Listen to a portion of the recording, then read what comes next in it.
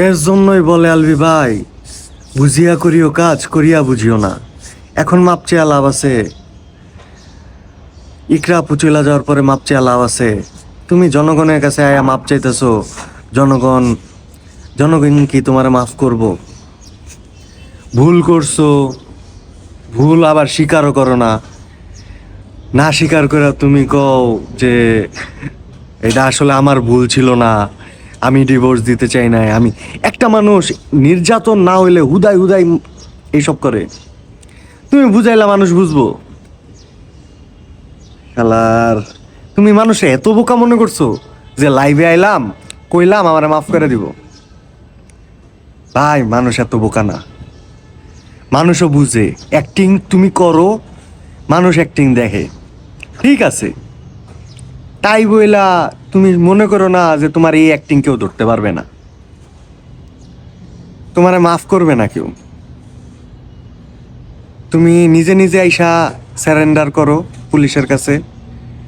আর না হয় যদি তোমার খুঁজা বাইর করে মানুষ, তারপরে তোমারে আর কিছু বলা লাগবে না। এটা মনে করে দিও না যে তুমি আরে ছাইড়া দিবে মানুষ। আর তোমার অ্যাক্টিং সবাই ধরতে পারতেছে। অ্যাক্টিং করতে করতে এখন এত অ্যাক্টিং কই থেকে আসে তোমার, যে এখন জীবনের রিয়েলিটিতেও আইসাও তুমি অ্যাক্টিং শুরু করে দিছো। বাহ আলবি ভাই বাহ। তিথি, মানুষের সংসার ভাঙতে এতই মজা লাগে তোমার? অনেক মজা লাগে। মানুষের সংসার ভাঙতে ভাঙতে এমন একটা অবস্থা হয়ে পড়ছে, এমন বুঝো ঠেলা। তুমি কি মনে করছো তোমারে মানুষ ছেড়ে দিবে? তোমারও মানুষ ছেড়ে দিবে না। বহুত জীবন নষ্ট করছো তুমি, আর করো না, থামো। এবার থামো, থাইমা একটু দাঁড়াও, এবার দেখবা ঠেলা। তোমাকে মনে করছো ছেড়ে দিবে? কেউ কিছু জানে না, সবাই সব কিছু জানে।